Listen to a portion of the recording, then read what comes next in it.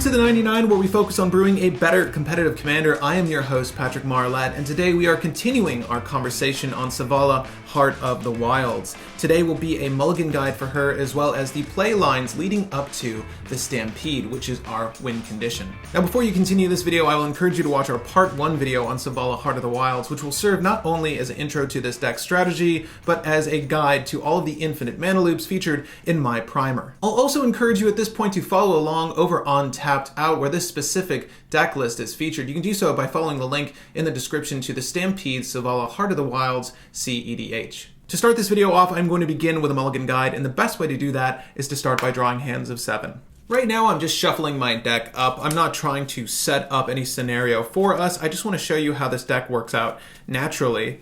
And the best way to do so is to shuffle up. You can pile shuffle this 99, but it's been shuffled a handful of times. I can't remember the last time I actually organized this deck out, but let me just go ahead and mix these up just a little bit more.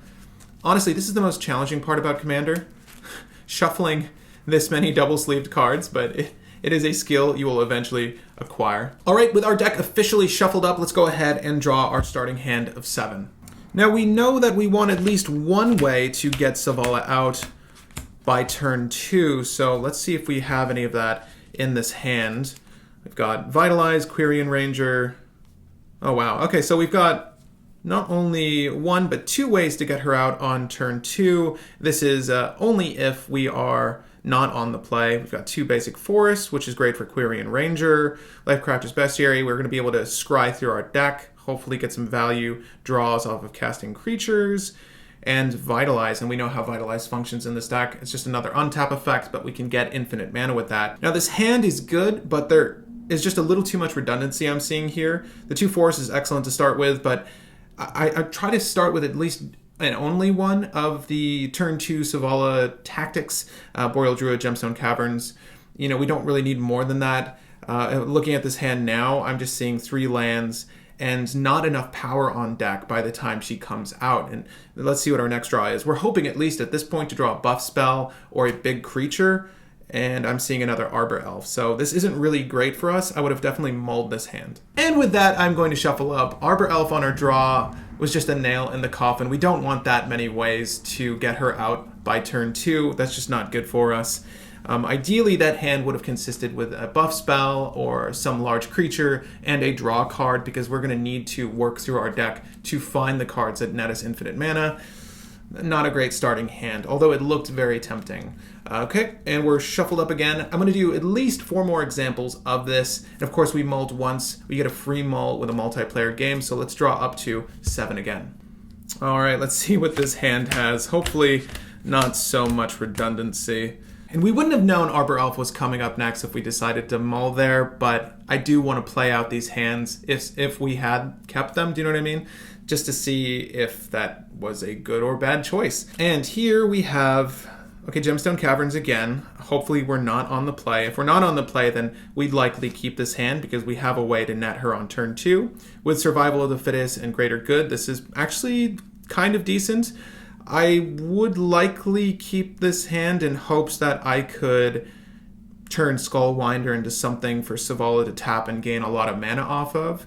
It would probably be a 2 or 3 CMC creature. A Phyrexian Dreadnought is nice to have in hand, but it's not necessarily something we're going to dig for or tutor for. Yeah, I'd say I'd keep this, and let's see what's on the top of our deck here. Up there. There you go. This is actually really good for us. So if we wanted to play this out, obviously, you know, I would only keep this hand if Gemstone Caverns would come into play, and I would exile from this hand, goodness, one of these lands. And honestly, it would probably just be this basic forest. We'll just say that's our exile pile over there. But without playing it, you can see how this hand is going to function well for us. Of course, we have a way to get her out on turn 2 and hopefully net a lot of mana to go into our future turns with Phyrexian Dreadnought and Greater Good. If Greater Good was on the table, we could draw 12 cards.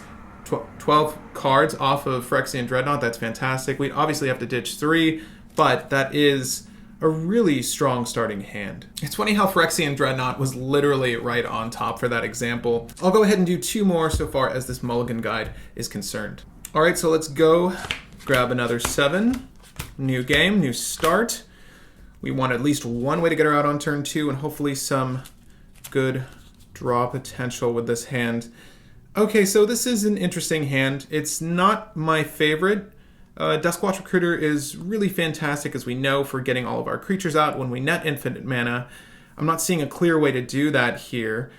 Carpet of Flowers is only really going to work if someone has an island out. So again, this is a niche situation for this, but we could very well keep this Forest Carpet of Flowers turn 1, an Ancient Tomb turn 2 to get Selvala out. But this isn't necessarily a hand I would want to keep, but let's just pretend we did it. Let's see what we have in store for us. Sylvan Tutor, not feeling too hot about this. Sylvan Tutor is good in this deck if you are able to play Sylvan Tutor and then immediately play a big creature to draw said card off of Selvalla's top ability. Right here, I'm not really feeling it. This is definitely a Mull hand. Again, this is assuming that we kept it. That's what we would have had, but I would have mulled this definitely. On that note, pretending that we mulled it for this new game, let's go up to, let's just say that we used my free mull already. Let's go up to 6 and see what our hand has. I want to demonstrate what you would want to keep with a hand of 6. What would you want to keep with a hand of 5? I've won some games with 5 cards in hand. It's not impossible. It can be difficult though. Just knowing what you have in hand and the value in the deck is most important. Obviously what you want to pull for next. Pull as in draw into and or tutor for. Again, ideally we're looking to get infinite mana on turn 3. All right, let's draw another hand of 6 this time. Our free mull's been used. And this is Vancouver style, so we're allowed to look at the top of our deck. Ugh, that Genesis Hydra again.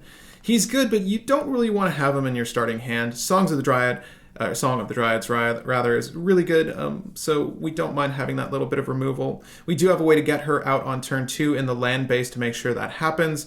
And Eldritch Evolution can turn that Arbor Elf into a 3 CMC creature or less, which is really good for us actually in this instance. So let's go ahead and say we keep this hand and scry our top. We have 1,000-year elixir here. We know that this can function to net infinite mana in the deck. However, it's not great that that be in our hand next.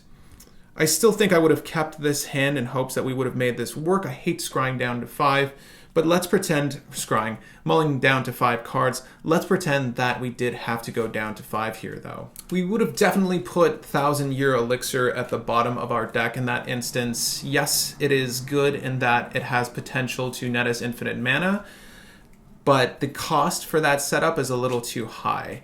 I think we're going to be looking to do, with a hand of 5, one of those lower converted mana cost setup. So something with 7 power on deck and under would be most ideal. So I'm going to go ahead and give this a good shuffle, and for our last mull, I'll go ahead and pull 5 cards. Let's see what we can make of it. Mulling down to 5 cards is never a great feeling, but for our final example, let's see if we can't pull through with this hand. I would hope for at least a way to get Selvala out on turn 2, and even as it is right now, it might be better that she come out a little bit later and we just have support for our battlefield. Alright, so let's take a look at this hand. We have, 2 of our most expensive cards in the deck, other than Tooth and Nail. Great Oak Guardian, Rishkar's Expertise. Rishkar's is fantastic, but we do need a lot of mana on deck. We do have Wirewood Symbiote, so that's a good thing. We don't necessarily want to play that on turn 1, though. It would be bad to just put that up as a sacrificial creature for our opponents to be looking at. And, the guy playing partners with Timina is obviously still going to swing at me because I don't want Wirewood Symbiote to just die. Because that is, again, if you're looking at that list, it is the most cost-effective way to get infinite mana in our deck with either a 5 or 6 power creature on deck with Tamir Sabertooth and Cloudstone Curio. However, we don't have a way to tutor those creatures. I think at best, at this point, maybe we pull into another land, so let's scry.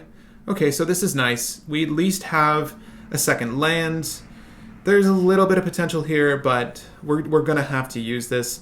Hopefully, moving forward, we're able to cast Lifecrafter's Bestiary and work our way through the deck, but this is not a great hand of 5. I would never really recommend going down to 4, but you know what? Why don't we go down to 4 and see what happens? Woo! Yeah, don't get too greedy with this deck. If you have a way to get Selvala out on turn 2, that's really key. There's only so much you can do with those additional dorks, but if you look at it this way, at least those guys will help you get your commander out if she's countered or destroyed. However, you know, she's taken out of the battlefield, at least you'll have additional mana sources to get her back. So some of those earlier hands we had where we had multiple ways to get her out were actually pretty good. But again, you know, we want at least one buff spell, one draw spell, a way to get her out by turn 2, and anything else that's supplemental in our deck. So let's go ahead. Now that we're shuffled up, let's just see what the top 4 look like. See if we're not crazy for doing this. I don't think I've ever had to mull to 4, but let's just play the scenario out and see how bad this world is. Okay, that's not really awful. I mean, getting Selvala out by turn 2 now wouldn't really be a priority in my mind because we don't have the real hand strength we need to support her, so perhaps playing her out a little bit later would be fine. Mox Diamond in this instance is nice, but again, we're not really trying to put her down at this point. We're really not trying to drop her on turn 2. Let's see what the top for Windswept Heath again. Okay. Wow, we would definitely scry the Heath, and let's just see what happens. Okay. Okay. Hopefully we get a creature. I wouldn't even play Mox Diamond at this point. I'm just curious as to how this hand of 4 plays out. Oh my god. Okay, so we would shuffle our deck, you know, find a basic forest, put that into play. I would definitely be playing this. Not looking too hot for Selvala.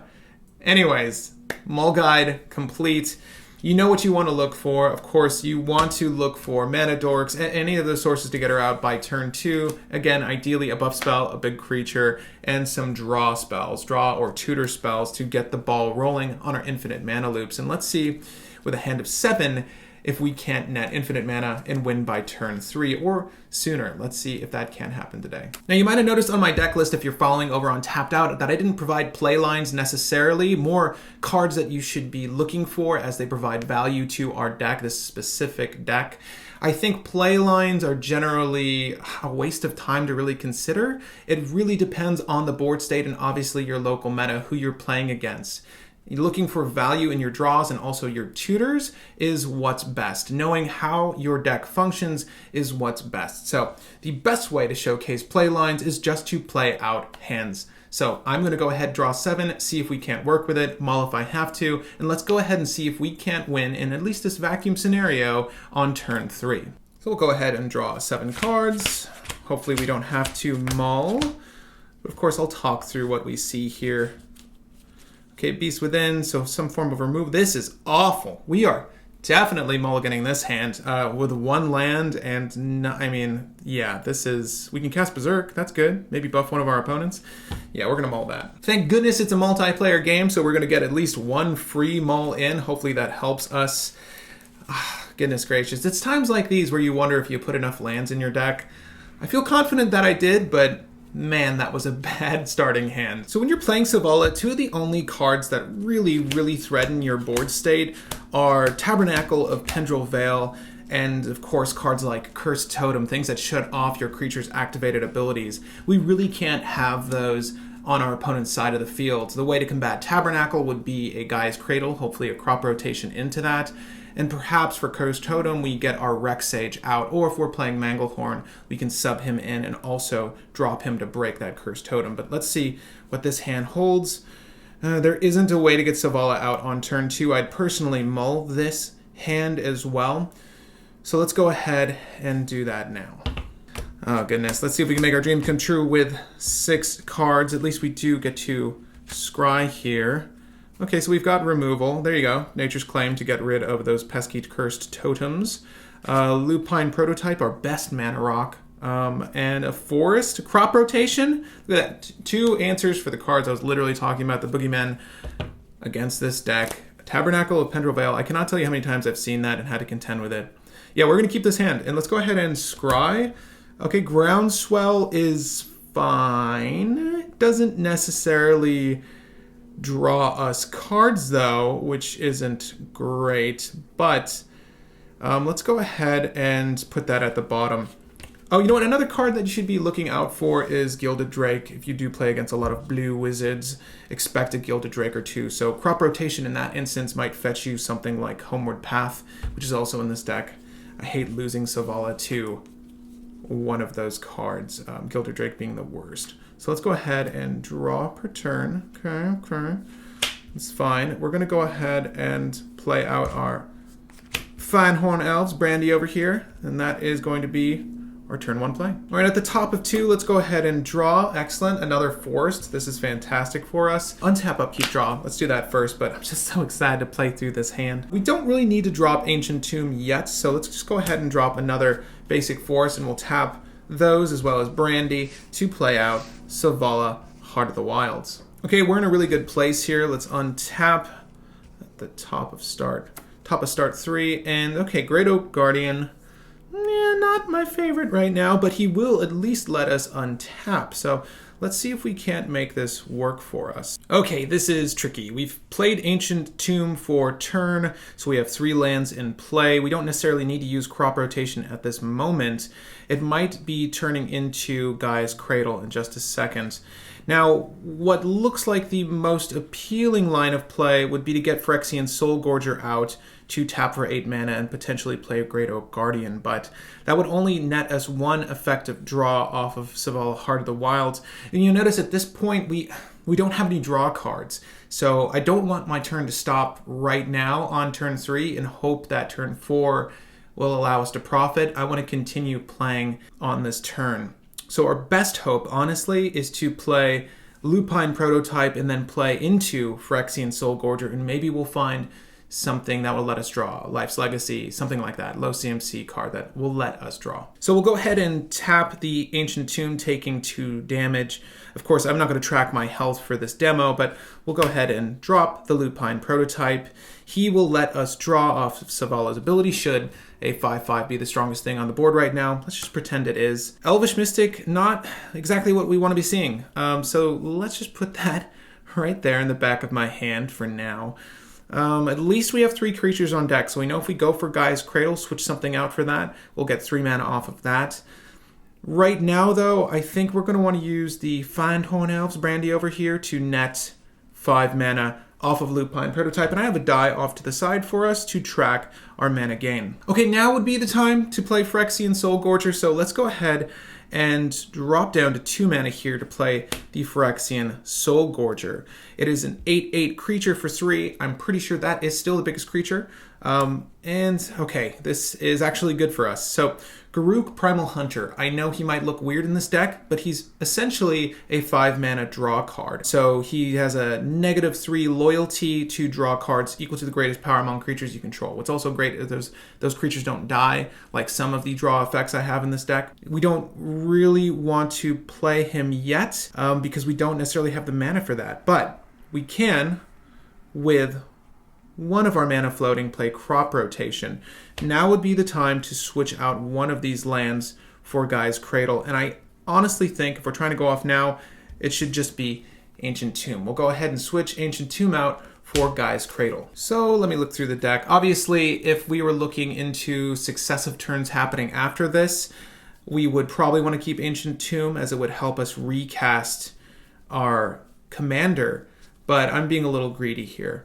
If you wanted to do that, I would suggest just floating mana from a forest and then switching out that forest. But let's go ahead and grab Gaia's Cradle and put it onto the battlefield. And you'll see why this is considered cEDH. Our cards like Gaia's Cradle are kind of irreplaceable. In the same situation, I've had someone ask me in the previous video and over on Tapped Out, actually, what are good alternatives for cards like Gaia's Cradle, because they're very expensive. And I don't blame you for not wanting to spend $400. They are now, I think. They're $400. Nithcos, Shrine of Nithcos Shrine, something like that. You pay 2 generic, you tap it, and then you gain mana equal to Devotion on the field. That's a good alternative, and could actually function kind of okay here. But Gaia's Cradle is really the number one choice. It's Nithcos Shrine to Nyx. If you want to look that card up, it's usually what I recommend in replacement for Gaia's Cradle, but that's not what we're talking about today. With Gaia's Cradle on the battlefield, though, we have 4 mana on deck from this one card, so 7 mana total. So let's see here. What is the best way to do this? In this world, we're probably going to want to put the Elvish Mystic out first. And then we're going to go ahead and tap Gaia's Cradle to net 1, 2, 3, 4, 5. And we'll play this last one for 6 mana to drop the Great Oak Guardian. And you can see how we're still running along here. We do have a way to draw in our hand, thank goodness. When he hits the battlefield, he's not the biggest creature, but he will give all my creatures +2/+2. You can select target player. We're going to select myself. So we're going to untap the Fanhorn Elves, and we're of course going to untap Selvala when he ETBs. No draw trigger for this, but that's still okay. We have 1 forest left. We're going to go ahead and use that now. So tapping our forest, we of course can use Brandy for this. He has Summoning Sickness, but let's use our forest to tap Selvala and gain 10 mana off of the Phyrexian Soul Gorger, remembering that Great Oak Guardian just buffed his butt. And now is the time to play. You see, this is with typical board state with Selvala. Got a lot of stuff in effect. We know that he's summoning sick. I'm just going to move that over. We're going to play Garruk Primal Hunter. This reduces our mana down to 5. Hopefully we still have some way to keep the Stampede stirred and rolling. Hopefully we can send the Stampede out on the same turn. This is still turn 3 for us. We're going to go -3 on his loyalty, which kills him unfortunately, but that'll allow us to draw cards equal to the greatest power on deck. That is our 10/10. All right, so I'm going to just put Nature's Claim off to the side, revealing it to my opponents because you know what? Feeling pretty confident right now. No, we'd put it off to the side and draw 10. 1, 2, 3, 4, 5, 6, 7, 8, 9, 10. You can see the madness happening here, and this is why play lines in a deck like Selvala are really tricky. If I played Phyrexian Soul Gorger first earlier to net 8 mana, I wouldn't have been able to draw off of the Lupine Prototype. In this world, if you don't have a draw card, always be drawing. Always ABD. Remember your ABDs. Always be drawing. And if Selvala is the only way we get to draw, make sure you leverage that. So we have 10 cards in our hands, and yes, we have ways to win right on this turn. All right, remembering that Nature's Claim is still in our hand, we'll go ahead and put it over here. Now, here's the thing to look at with this hand. We don't have any draw cards, we only have 5 mana left, and we only have 2 tutors, technically, not including Tooth and Nail. This is how we're going to finish our opponents off in a second. But we only have 2 tutors here. One tutors to the top of our deck, and then the other puts directly onto the field. We're definitely going to be trying to leverage Court of Calling in this instance, and it's important to note that it has Convoke. We're going to want to cheat this creature out. That creature is going to be Wirewood Symbiote. Now, why do we want Wirewood Symbiote off of this expensive tutor? Well, I'll tell you why. If you watched our part 1 video, you'll remember that Wirewood Symbiote allows us to net infinite mana should we have Tamir Sabertooth, an elf, and him on deck. Well, guess what? We're very close to doing that. So we're going to go ahead and get him onto the battlefield now using Court of Calling. Now, both Brandy and the Elvish Mystic will convoke this spell out, as well as Great Oak Guardian, and we only need to tap 1 more creature to get the mana necessary to pull our Wirewood Symbiote out of our deck, as he's only 1 CMC. And you can see what happens from here. I'm going to go ahead and bounce Elvish Mystic, because this is the one that's summoning sick back to our hand. It shouldn't matter, but, reasons. Let's go ahead and untap Selvala, remembering that we still have 5 mana floating from our previous actions. Now, we can use 1 of that mana to tap Selvala again, netting another 10 off the Phyrexian Soul Gorger. And with 14 mana on deck, still stirring the Stampede, we are going to play one of my favorite cards, Tooth and Nail, with its Entwine cost. This is going to allow us to send off the Stampede in mere moments. So it costs 7 and 9 with the Entwine ability. This allows us to choose both modes of play. And what are those modes of play? I'm so glad you asked. We know that we have Wirewood Symbiote and an elf on deck, so all we need now is Tamir Sabertooth to net infinite mana, but we know we don't really have enough mana left to get the ball rolling on that. So let's go ahead and grab, why not Scrib Ranger, because this will allow us to untap Selvala, as well as, there we go, Tamir Sabertooth. We get to search for them, and not only that, put them onto the battlefield. I'm going to move my discard over here and my deck over here. My board state is ever expanding. Let's go ahead and take Tooth and Nail and put that in our discard as well. Now, remembering that this is our hand over here, I do still technically have enough mana on deck to get the infinite mana loop running with what we have. Although I put Scrib Ranger out as a bit of insurance, you could have easily gone with Duskwatch Recruiter to start pulling our creatures, but if you remember, we still have Eternal Witness in our hand, and this is going to allow us to draw our deck more efficiently with Garruk over here. Also, we can loop Hewitt in just a moment for any number of things, but I wanted the insurance on deck for us. So let's go ahead and use Tamir's ability to bounce Wirewood Symbiote to our hand. And with our brand new Wirewood Symbiote, let's go ahead and play him onto the battlefield. We still have 2 mana left. With that, we'll go ahead and bounce Brandy back to our hand, untapping Selvala, Heart of the Wilds, and going down to 1, net 10 mana off of Phyrexian Soul Gorger. And as you can see here, we've assembled an infinite mana loop. So we're going to go ahead, play the Findhorn Elves, use Tamir's ability to bounce Wirewood Symbiote, demonstrating the loop to our opponents, playing Wirewood Symbiote again, putting Brandy back into my hand, untapping Selvala, tapping her again to go up another 10. And we are net positive. We're looking for the 16. There we go. And we're net positive on mana. So we're going to continue doing that until we've grossed infinite mana. And I'll show you how we stir up the Stampede, get them all onto the field, and win this game. With our current board state, Scrib Ranger could have been any other creature again. It might have been more advisable to get Duskwatch Recruiter, but knowing that this turn could end poorly for us if our opponents were playing against us, having something with protection from blue and a way to untap Selvala on subsequent turns is really beneficial. But we're going to go ahead and untap Selvala, leave her in an untapped state. During that infinite loop, let's just say that Wirewood Symbiote was on the field, and we might as well put Brandy out as well in this instance. And let's go ahead and bounce Phyrexian Soul Gorger back to our hand to play him to draw our deck. If you'll remember, Great Oak Guardian bumped everyone up by +2/+2. There is still no one on the board more powerful than Phyrexian Soul Gorger. This is the cleanest way to go through our deck with infinite mana. So using Tamir's ability, making him indestructible, we'll put Soul Gorger back into our hand and play him to draw our deck. Go ahead and just draw what's necessary. It never really benefits you to draw your entire deck, although that's fun to say you can do. We're just going to go ahead and draw until at least we find our Concordant Crossroads. That is going to allow us to win the game in this very moment. So we're just going to draw up to here. Obviously, you shouldn't be looking at what's under that, but to expedite the process, we'll go ahead and play Concordant Crossroads, and any and every other creature, maybe not the Phyrexian Soul Gorger, that's come up by that point. So let me just go ahead and drop every creature I own at this point, and you can see what's about to happen with, Bane of Progress. That just insult to injury there. I sometimes summon Bane of Progress for a single target removal like Natural State, because I play against a lot of opponents that run multiple artifacts and signets and things of that nature.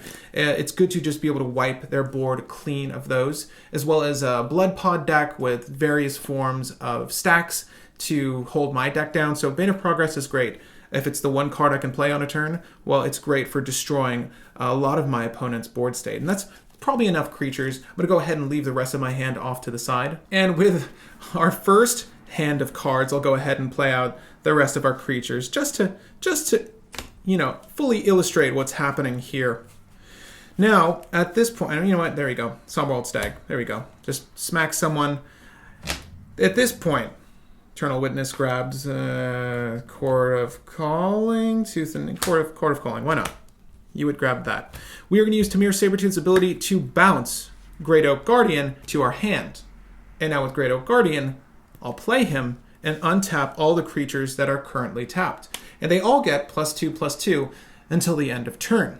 Well, guess what? I'm going to keep doing this and pump my creatures, maybe not infinite times, maybe just till they're all above 100 power each. Let's just say 100 power each. That's fair. We'll do that. And now we swing with every single one of our creatures at separate targets. Not Lupine Prototype. Sorry. Lupine Prototype's the only one who won't get to enjoy this moment because he can't attack or block unless one of my opponents has no cards in hand. So, that's okay. But we're going to go ahead and go sideways with everyone else, remembering that we were only operating in main phase 1 there. So our attack phase comes up. We're going to spread all the love. This is the Stampede. You want to draw your deck, get Concordant Crossroads onto the field, and then smack face to win the game. This was likely a lot to follow, but this is typically how a Selvala game works out, for me at least, with my particular deck list. Selvala is generally trying to win on turn 3. Again, you want to make sure that you are drawing. Remember your ABDs, okay? Always be drawing. Any way you can draw, leverage that function. Can you imagine if we played Phyrexian Soulgorger first just then? We wouldn't have been able to do any of this. As a matter of fact, we would have pulled Elvish Mystic, right? Just an Elvish Mystic. It's good that we went with Lupine Prototype first and then went into our Phyrexian Soulgorger. That allowed this to happen. So remember your ABDs. Now I know what you're saying. What if someone removes Concordant Crossroads and I don't get to swing? Well, I talk about this in my primer. If some player really wants to deny you victory on turn 3 right now, well, all they're doing is postponing the inevitable, because there is a loop to wipe off our opponents from the face of this particular plane. And we can do that using Eternal Witness and a little card that we would draw for now called Beast Within. And I'll show you this loop now. There's Beast Within. Look at that. Okay, there's a lot of cards on the table. I'm going to go ahead and move everything so I can just illustrate this loop. So we play Concordant Crossroads. The whole table is stricken with fear. They know what's coming. Their sphincters clenched, except for one player. He looks at you from across the table. He's like, you think that's going to happen? And I'm like, I think it's going to happen. And he's like, We enter combat and we're like, you know what? We're going to tap with all of these except for this one. But he's like, hold up. Beginning of combat step. I'm going to instant speed remove that Concordant Crossroads. How do you feel about that? A little upset. I'm a little upset at this point because I don't get to swing with all these things. I will get to swing with a handful of these things, and they're all 100 power creatures at this point, right? That's the number we decided to land on. A little over 100. Well, what if that one player, he had enough blockers? He didn't die during the swings. He didn't die. Okay, so it looks like our savvy opponent wants to lose later. He wants to postpone the inevitable, is what just happened there. So we're going to go ahead and play Chrome Mox.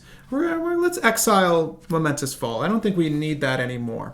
I've got one green mana floating. Well, guess what? Selvala is going to tap to generate 100 mana right now. And I'm going to start that infinite mana loop back up. And guess what? With infinite mana, I will show you the Beast Within loop. Now, I'm going to set the rest of my hand aside for this because I only need to be looking at 2 cards here, Eternal Witness and Beast Within. Of course, I can do the same loop with Skullwinder, but why would I want to give that opponent that just denied me victory right now juice? We're not doing that. So, Uit, Beast Within, and Somberwald Stag is going to be our best friend. We're going to go ahead and play Beast Within. We're going to say, that land you just tapped. And he makes that into a 3/3 beast. Go for, we're going to put him upside down. We know that's his beast now. It's only his.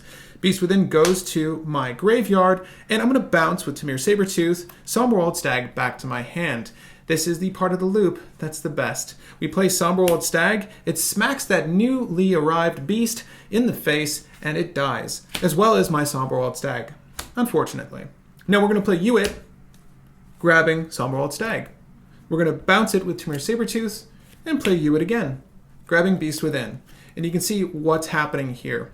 If someone denies the Stampede of victory as soon as it's laid out, because they just want to not die on turn 3, go ahead and do this loop, making each and every one of their permanents a 3/3 beast. Then destroy it with Somberwald Stag. I would love to see them win after that. So turn 4 rolls around. We have all these creatures. They can now attack. Aside from Lupine Prototype, we'll win the game then. This is Selvala, the Stampede. It is my favorite way to play this deck. There are, of course, other infinite loops out there using Primal Command, Memory Jar. They're largely unnecessary, and in the same way the loop I just demonstrated was.